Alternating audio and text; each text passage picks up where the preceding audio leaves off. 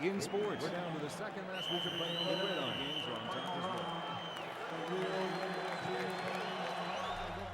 Welcome to NTV Sports Central Podcast with your host, Randy Silver, NTV Sports reporter. We have a jam-packed episode for you. Huskers volleyball, Huskers football, Huskers basketball. 3 press conferences, 3 days in a row. Monday, Tuesday, Wednesday. Today is August 7th. I'm recording. We're going to break down the comments from DBK. Dani Busboom Kelly, the new head coach. The prodigy child has returned. And her All-American setter, Bergren Reilly. Number 1 in the AVCA preseason poll. What do they think? How's the team shaping up? Inter-squad scrimmage on Saturday, breaking it all down. Huskers football, 2.5 weeks away from Arrowhead, game 1 against Cincinnati.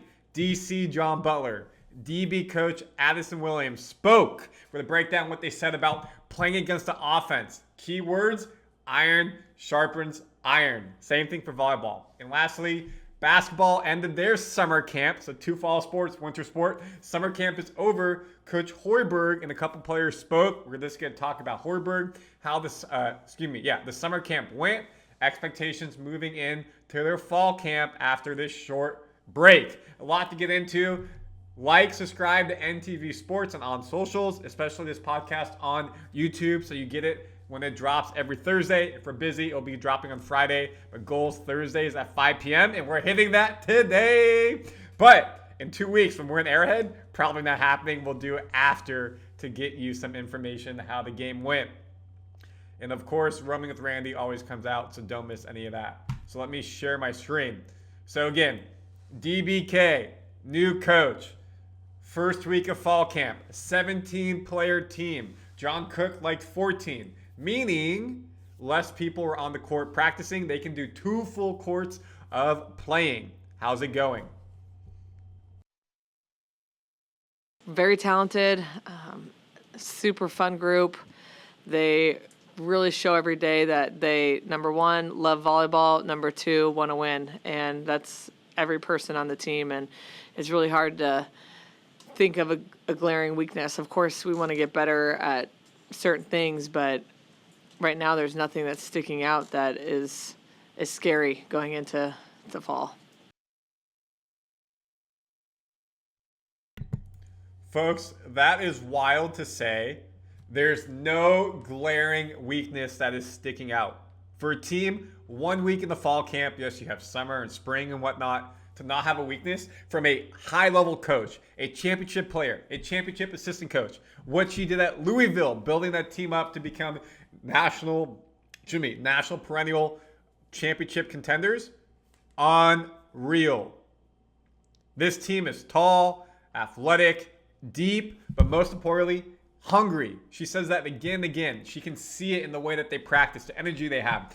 They stay on top of each other. She doesn't have to coach a lot. They coach each other because they know what it's like to lose. Not 2 years ago. Since 2017, have not raised a trophy. And this team is hungry and deep. Not just the players that came back, such as Bergren, such as Harper, such as Andy, but the players that they brought in, the freshmen, Virginia from Italy. This team could field its own team and still be a top 25 team. And that is why this team is now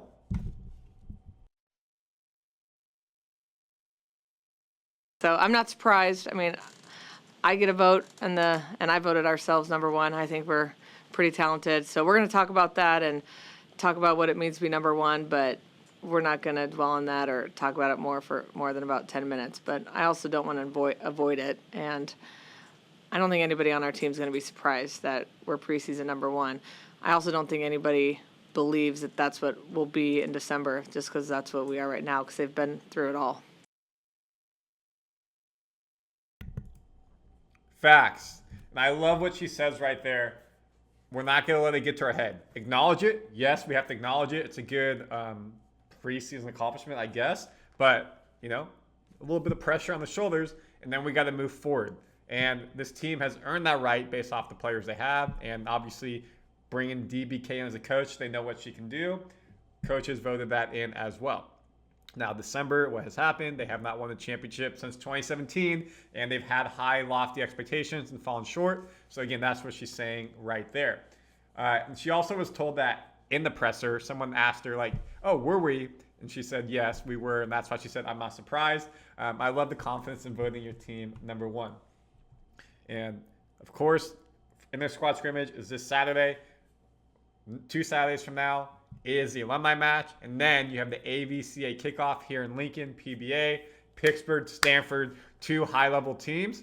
It will be amazing to watch that. If you want to know who else is in the top 5, we have it on our website. Let me pull it up for you so we can show you as well. Let me just pull up my screen. And anything that I do goes on our website. Your other top 5, Penn State, of course, they beat us in the NAT semifinals last year. Pittsburgh, her old school, Louisville, and Texas, all rounding out the top 5.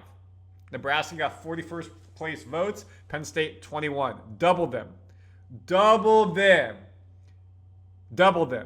It marks Nebraska's 109th week all-time at number 1 in the AVCA coaches poll, the most of any program in the nation. Woo! Big red, big energy, but at the end of the day, it matters about getting your championship. The last time the Huskers were ranked number 1 to start season was prior to the 2022 season. The last time they were number 1 in the poll, 2023. So big time for the Huskers. Nice preseason honors, but of course now it comes down to being successful on the court. And how is that going from the eyes of the captain during the summer, Bergren? It gives us the ability to spread out a little more, and we can do like 2 courts of things, whereas with 14 girls we could only do 1 court and a lot of people would be sitting out. So that's been really cool to we get to move around, people play different positions, like it's really expanding our range of things that we can do, and I think it's been really fun. It's definitely a challenge, like culture-wise, just making sure that we're all on the same page, and like you said, there's 8 new people, so making sure that we're all just going in with the same goal and the same mindset, and I think that fall camp has really helped us to get there culture-wise. I love what Bergen said there, and I've been around this team for 2.5, 3 months now. I've really enjoyed getting to know Bergen, obviously not on a personal level, as a professional level, as a reporter, and being at her youth camp or around her at the team and interviewing her. She's very thoughtful in her answers, and the way that she dissects and is able to take you not from this level A to level B, C, and D, and really get you the details is something that I appreciate because it helps us understand what they're going through. She could have just said, hey, it's great. We have 2 courts and we're getting better. But no, the culture side of it, because that's important. You're not playing with the same people potentially every time. So you got to mix it up and you got to integrate these younger freshmen, these younger players, the transfers in, Allie, Virginia, coming in and getting them comfortable with the team, just not on the court, but also in the locker room. But it's also a key note, John Cook, 14 players. Again, so you kind of have the starters on one side of the court, the second round rotations on the other side, and then your people are just sitting out. Maybe there's an injury and you fill in. With 17 players, you can basically do 2 full courts and you have a GA person fill in. If you go back to my video here from practice, you can see here 2 courts of practice going on. They're doing drills on both sides. Now, I'm not saying that this one happened with John Cook, but you're seeing it visually right here. When I was there, they were doing 3 courts. They had drills on blocking on one court, blocking the other court, liberos doing digging on another court. So they're really using the space that they have to maximize the time that they have. DBK has her second child in May. She talked about, you know what, I want to be home with my family. We're going to use our time wisely at practice and get in, get out. And with 17 players, built-in breaks, something DBK talked about. You don't have to worry about giving them a 5-minute break in between drills. They're waiting a little bit in line, keeping them fresher, and that'll pay dividends in December. Also paying dividends is having quality depth. And DBK made a very big statement, which I'm not around every program, but I take her word for it. She's very knowledgeable about this set of group that they have. Bergen's a fantastic leader, and no matter who came in as a setter with her, I think would have a great experience with an upperclassman like Bergen. I've seen Campbell get a little more confident, and they'll have more, conversations together instead of Bergren kind of telling Campbell what this drill is or what to do. So they've really started to push each other, and you can tell they're really supportive as a group. And we talk about that with all of our positions, which is going to be key for us this year, is seeing themselves as the best setters in the country, the best liberos, the best right sides, whatever it might be, instead of we have the best right side, we have the culmination of the best right sides. That's how I think Bergen and Campbell are starting to see themselves as two of the best setters in the country. We don't know who's going to be the starter yet, but as a group, there's nobody in the country that has as good a setters as we do. I definitely believe that. Bergen's High praise. That final quote.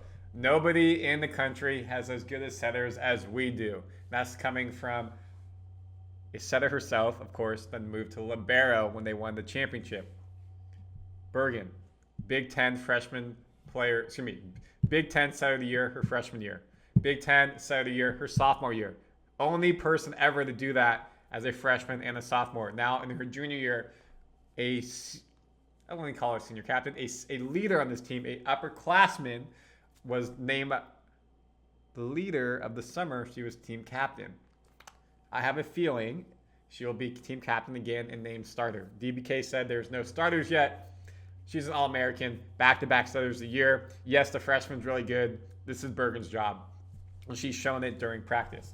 But also, I love that she talked about is Bergen is not just coaching her up anymore. It's now a partnership. Coming in, Campbell's able to not just say, hey, show me the ropes. Let me bring some of my experience in. The former Gatorade National Player of the Year. She knows what's up. So you have a lineage at setters here. It's not an easy position to play, but they are set up for success this year, next year, and continue on. And maybe they want to do potentially two-setter type of formation a bit. Great. If Bergen gets hurt, we hope that never happens, of course. Hate injuries. You have someone who can come in and fill the spot greatly. Now, Bergen, high praise as well.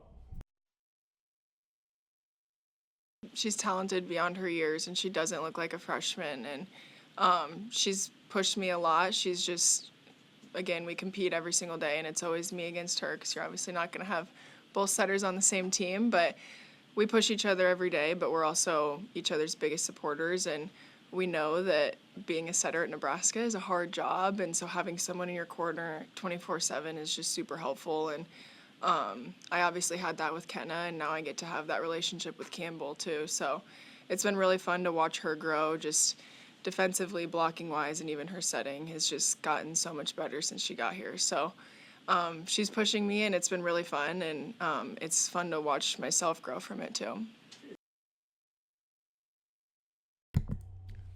I love that. It's fun to watch me grow from it too. She's taking this competition to heart, and it's pushing her to be better. Iron sharpens iron. When you play against the best, when you practice against the best, it makes the competition level when you play other opponents easier, potentially, especially if you're going against higher quality talent.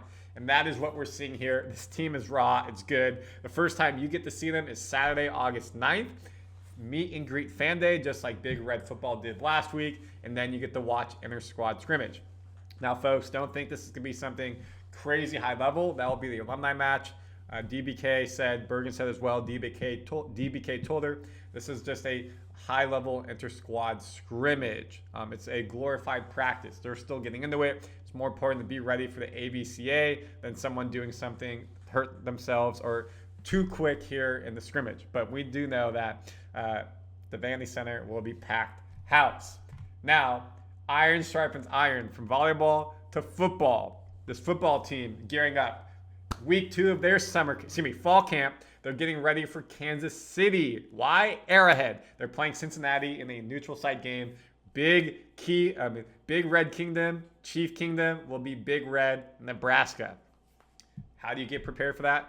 Iron sharpens iron. This offense going against the defense. This D-line going against this high-level offensive line, this big offensive line. These DBs, linebackers, D-line, having to go against Dylan Raiola, go against Ja'Cory Barnes Jr., Dane Key, all the players on that offense. How are they able to handle it? Well, it makes you better, so when you go play other teams, it will feel much easier. And that's what DC, John Butler, his first season full-time as DC, took the role for the pinstripe game, talks about here.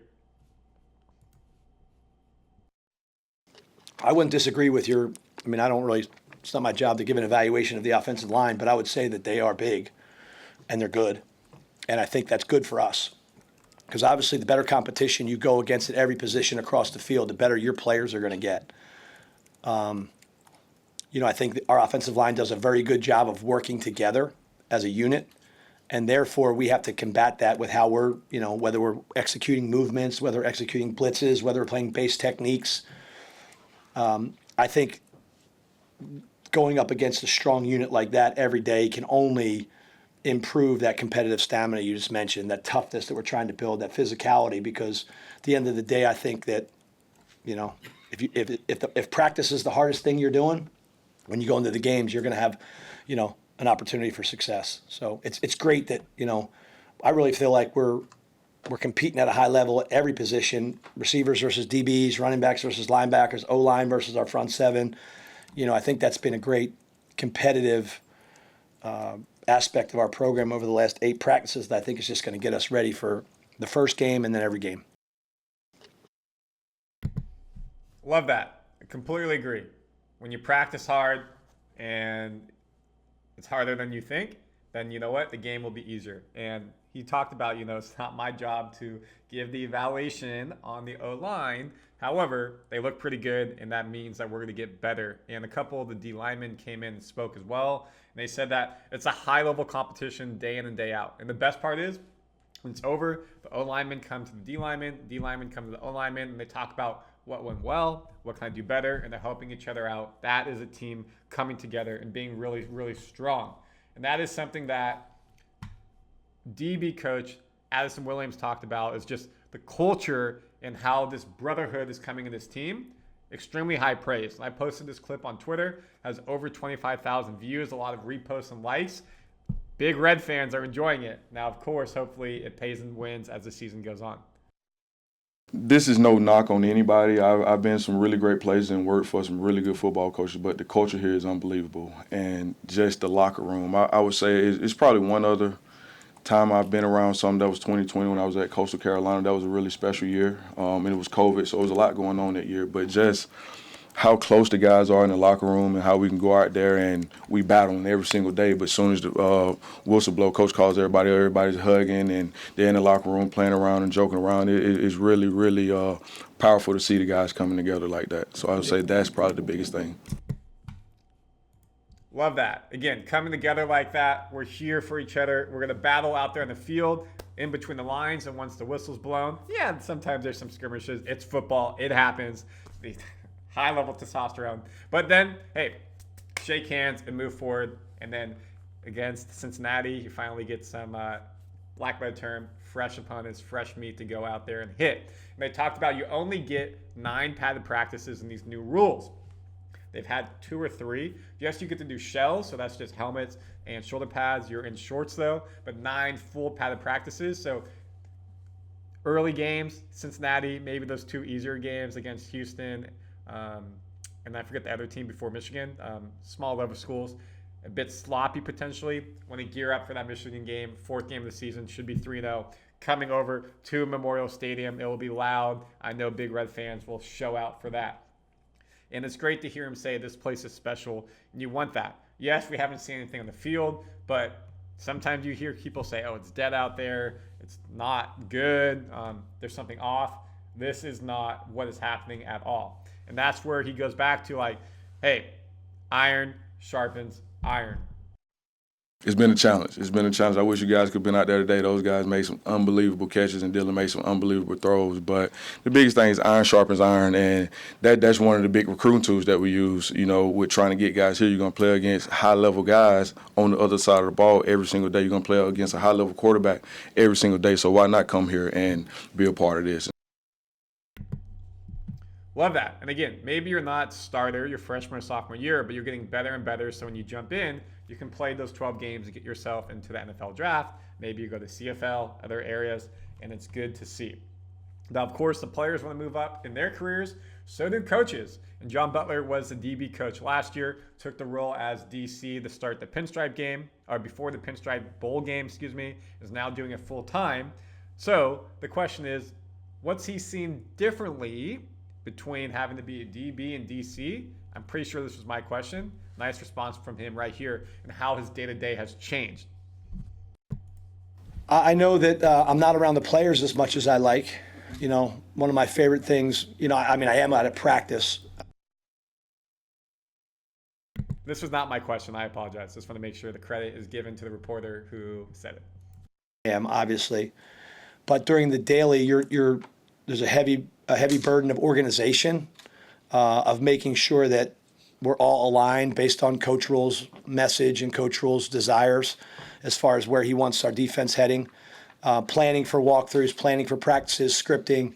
So that's just a process that's, is cumbersome at times, but requires time. So I would say the biggest difference is just the opportunity to get around the players on a daily, but I've got to make that happen more, whether it's me being in meetings when I can be, or me eating with them at meals, interacting with them maybe outside of the football arena on the field. I had C.R. Wright came to me the other day and told me he missed me. I think he was joking. But that was his way of probably busting my chops a little bit about I'm not in his meeting room yelling at him like I was last year, but I made sure that I took it out of him on the field the last couple of days. I like that. Again, you build the relationship with the players, and now you're in a different role. His job as a DC is a lot more organizational. It's his job to disseminate the message from Coach Rule down to his defensive coaches, linebackers, D-line, DBs, et cetera, and they're the ones working with the players in individual drills, offense versus defensive drills, in the individual meetings, film room, et cetera. He can pop in and out, but he's got a whole defense to worry about, and then scheming it and getting the play calls, et cetera. So being able to have lunch with him, or like hang out with them in the training room if they're around, or popping stuff, building those relationships. But it's interesting to see and hear as well. A couple of D linemen who were speaking were like, yeah, we didn't really know John Butler. Of course, he's a coach. We see him around, but getting to know him, he's a fiery coach. He wants to be in there. He's up in our face at practice. He's yelling good and the bad stuff, making us better, and that's what you love to see.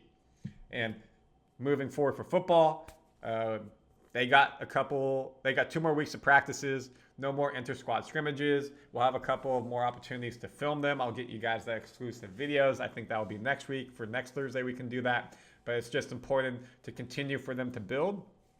Week 2, this is Thursday. Now we should start getting depth charts coming out around week 3 and seeing what is going on.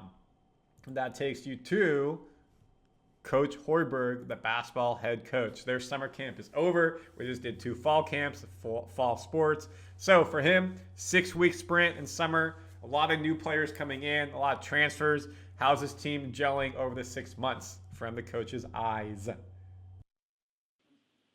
Well, first of all, I can't believe how fast it's gone. I can't believe we've already, going into our 6th week. And I'll say this: I love how they compete. Every day, the guys have never come in where we've had to jump them to get them going. That's been an innate quality with this team, as they come in the gym ready to go, and that's huge for the coaching staff. And if it has been a little lethargic, the guys get together and they talk themselves out of it right away.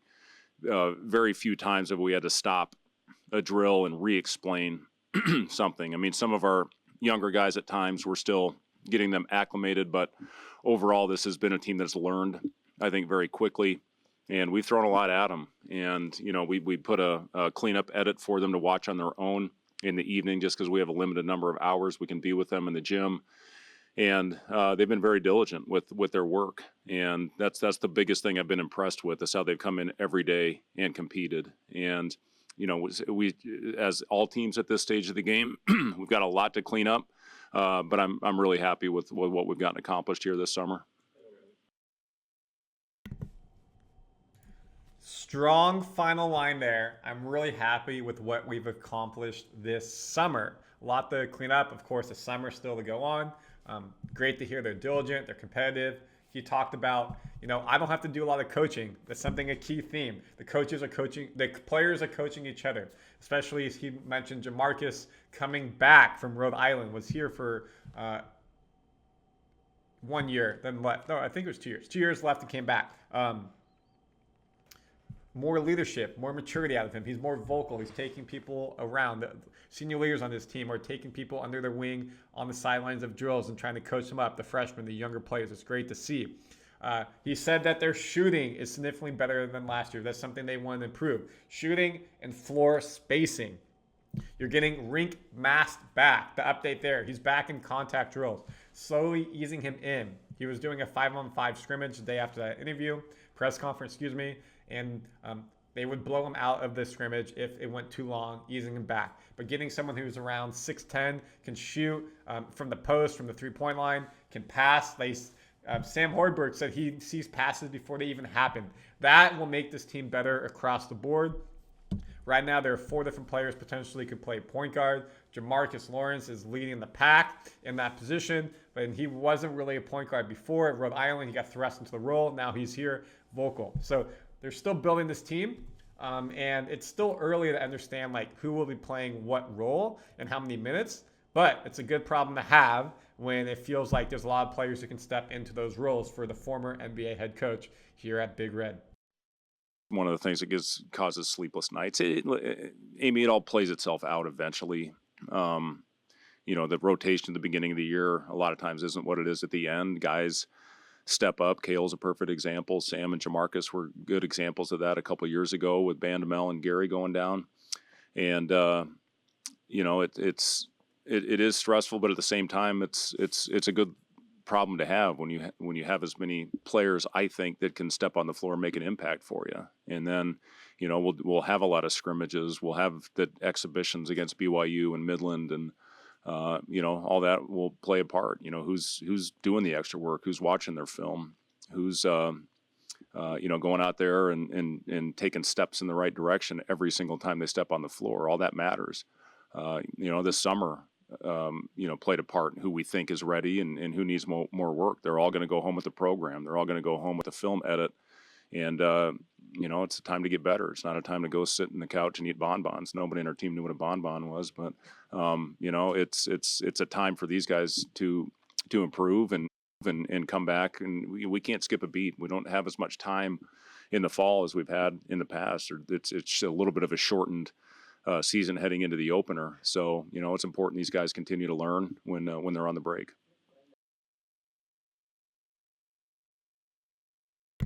Love everything you said there. Again, the break is not a time to gain some extra weight, sit around, film study.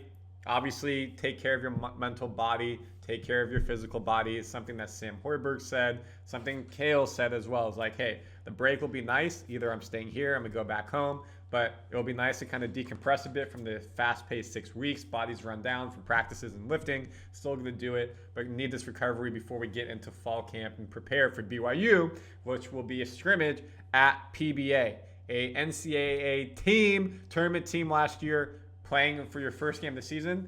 Benchmark for Big Red of how they are looking going into preseason games, early games before the Big Ten play. Also, I love what he talked about there. It's a good problem to have. A lot of players who look like they can play, and it's going to play itself out. So all 4 coaches,